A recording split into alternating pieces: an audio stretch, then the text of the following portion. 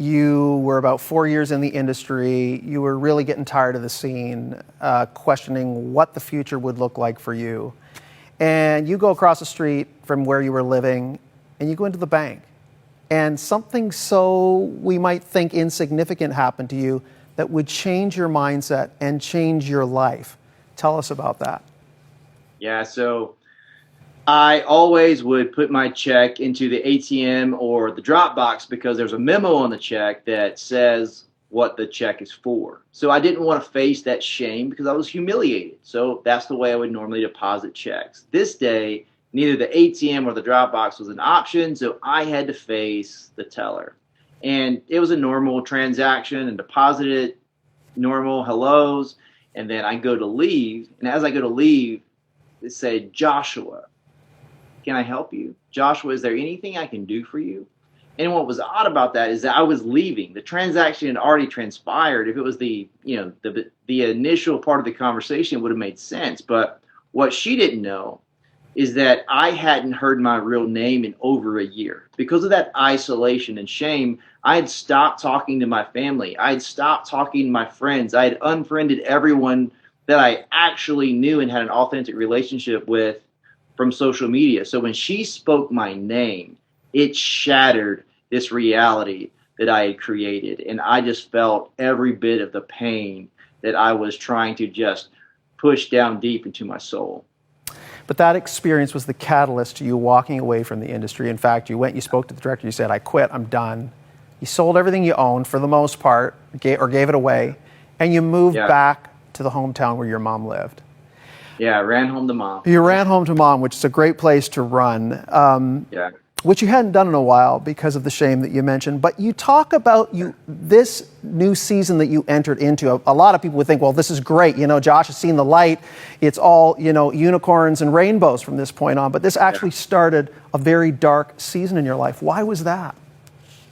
Yeah, because I think often when you're in the middle of a dark time, you wear a mask and you don't really lean into the pain. You don't even really, you just try to mask your emotion, mask your feelings. And the way I masked that is I made a tremendous amount of money, and I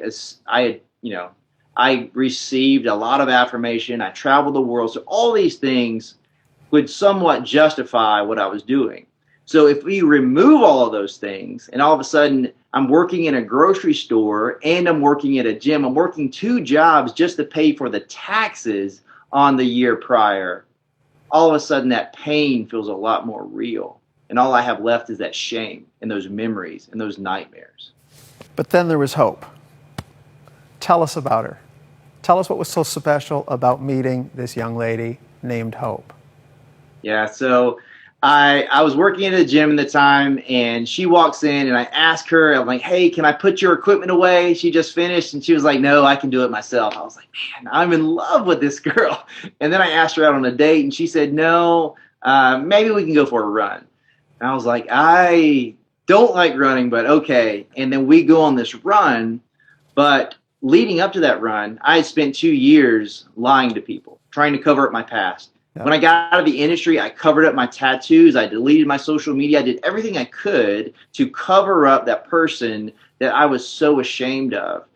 But people kept finding out. I was the most popular adult film star in the world, if not the most, like top 10 in the world. So that content was everywhere. I couldn't run from it. People kept finding out. So we go on this run, and I tell her, I'm like, hey, I need to tell you about my past, and I know that you're probably not going to want anything to do with me. And she said, well, a person is not defined by the worst thing they've ever done, and they're not defined by the best thing they'll ever do. That doesn't define you. And she asked me if I knew who God was. And then she asked me if I had a relationship with God. And she literally ushered me into the presence of having this healthy skepticism to know in a personal way this God that I knew about, but I'd never had a real experience with.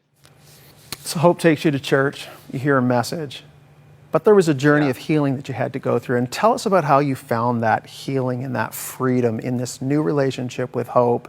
I mean, I know you faced the fear of rejection, and yet with full disclosure, she embraced you, and you guys continued to walk in relationship together. In fact, you've become married. But I want to hear about your journey towards freedom, because someone is watching today, Josh. Maybe they're even someone in the adult film industry, and they're feeling trapped. You know, they've been sucked in by the lure of the money and the fame and all the success, and yet they're hurting, they're dying on the inside. They may be dealing with addiction, and they may be living life recklessly. They may be believing the lie that the only thing they have to offer is selling sex, and maybe you can talk to that person today out of your own experience. Yeah, I mean, I think the thing that you're searching for in life is to be loved. And what you want as you stay in that industry, you ultimately you accept this counterfeit version of what your life could be. Because no one in that industry, regardless of how much money they have or whatever fame they obtain, when you lay your head down on the pillow, you're ashamed. And what I experienced was a real encounter with the person of Jesus. He loved me so much. He saw me in the middle of where I was, and then he met me where I was at. And knowing that he loves me so much that he was willing to sacrifice everything and die so that I can experience life. It's just something I want everyone to have. So that person out there, you believe that your past defined you. It doesn't. Today, you can change how you're living your life. Today, you can decide you are worth doing something better. Your life is designed. You have gifts and talents and abilities that you are passionate about, but you have suppressed because you believe that the world doesn't need you. But God says it needs you so much that he was willing to die so that you could live. What gets Joshua Broom out of the bed these days? What are you passionate Three boys. three baby Whether boys. you want Yeah, to or we not, have, right?